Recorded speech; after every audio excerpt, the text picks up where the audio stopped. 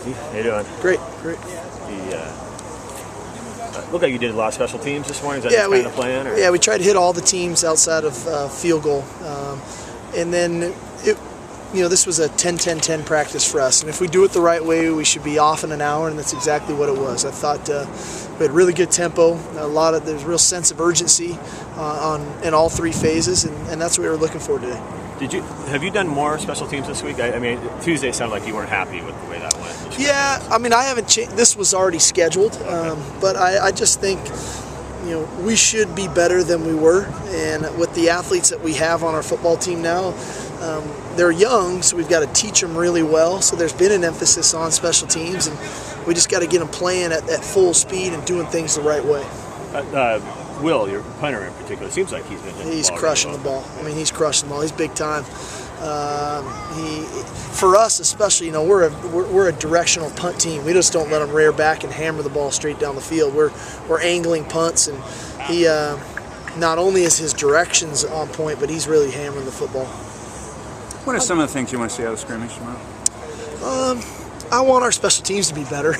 Now that we're touching on it, I thought we were really kind of sloppy with our technique, sloppy with our schemes, and our effort wasn't great on special teams. So I think that's the really first thing I'm looking for. I want to continue to see our tempo on offense increase. I want to feel a sense of urgency out of those guys, that they're playing fast, our personnel groupings, our substitutions are going and up to speed and efficient. And then the third thing I'm really looking for is to eliminate kind of the dumb penalties. We like to refer to them as false starts, lining up offsides, delay of games, things of that nature that really have nothing to do with your opponent. It's all upon you. So if we can do those three things, I think we're improving. And this is your last real scrimmage before you play, right? Last real one, but we practice pretty hard. I don't know. It's kind of hard to tell the difference between a scrimmage and a practice for us, which is a good thing.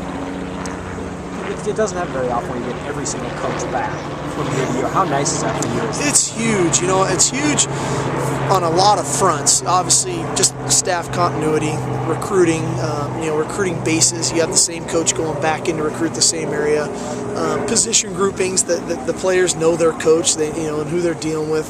But a lot of it for me is practice and preparing for practice, and the coaches understanding what I want to get accomplished in the day and able to go out and kind of reiterate the message and carry the message and spread it amongst the football team. And that's a good beat. Can't be me. I had it turned off. So I think that's a big deal to me, because there's a lot of great coaches in America, and a lot of them come in and learn our schemes and whatnot. But for our team and for the momentum that we carried from last year into this year, having people on the same page, I think, is really important. It sounds kind of strange, but is there a part of you that's kind of hoping it's not like that next year, that maybe some of these guys, move on to different jobs? Well, if guys move on to different jobs, that probably means we had a pretty good year, So, we'll fight to keep all our guys, and but part of this profession, and I'm fortunate to learn from Pete, is, we're here to allow guys to grow and not to micromanage them, and not to shelter them where nobody else knows about them. If guys have opportunities to move on, either to become coordinators or become head coaches, we're going to promote them the best we can. And if that comes after this year, that's probably a good thing. Is there anybody who's for sure going to be out of the scrimmage tomorrow? Senio probably won't go. I want that ankle to heal.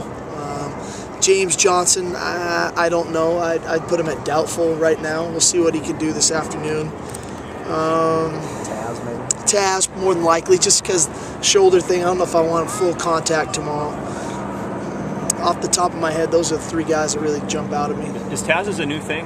He suffered that here? No, yeah, he got it here. He got it here. He just took an odd hit on his shoulder, and it's not separated or anything. It's just a good bruise, and it's still pretty swollen. Quentin's just sick, under the weather. These two practices kind of mark your halfway point as well. Yeah. Do you feel like you're where you want to be? Yeah, I like where we're at. We talked about it last night as a football team. Kind of put the calendar up there with the X's through the days. And, when you think about it, 2 weeks from today, just about this time, we're going to get on a plane to fly to Provo. So it comes quick, it happens fast, and but I've been impressed with our football team, the way they've responded and practiced. I think offensively and defensively we're light years ahead of where we were a year ago at this time. And I think that's why, as I touched on, the special teams aspect is so important to me. As heading into this weekend and into next week, that we really get that thing solidified and know what we're doing. When you say offensively, everybody would probably agree with you, but defense, I'm sure perception-wise is where you. So yeah, well, those people haven't come to practice. Yeah. Our defense has been getting after it pretty good, and I like some of the guys that have emerged. I think the spine of our defense is really solid with Alameda and Cameron inside, with Mason and Cord inside, with Nate Williams at safety, and then with Schamberger and Fellner back there, and the emergence of Sean Parker. I love us right down the middle, and our edge guys are performing. True's being true. Quentin Richardson has had a tremendous camp. Victor Iowa, I think, is starting to kind of emerge as that Sam linebacker, and these young defensive ends are playing. So I like where we're at. We're playing fast. We're playing aggressive. I think they're really embodying the personality of Nick Holt and what he brings, and the energy and kind of aggression he brings. I think our guys are playing that way. Has the second camp been easier from the extent that everybody knows the protocol? Sure, and more comfort. And sure, it has been. I think what it's done for me, it's allowed me to, our coaches feel so good with the schedule, and our players do, that's allowed me to kind of not sit back, but be able to evaluate a little better, not get caught up in everything that's happening in that exact moment, to be able to see things and step away and assess what's happening and kind of the mood of the team, I guess, and things of that nature, and be able to address them sooner rather than later so things don't linger. And so you're not worried so much about mechanics of getting people in and off the field. That's right. We're kind of a well-oiled machine right now. We know what we're doing. When do you start BYU preparation? In an odd way, we kind of have. The players don't really know it, but we have. Now they do. Yeah. But really, when they all get presented with the game plan, will be a week from Saturday.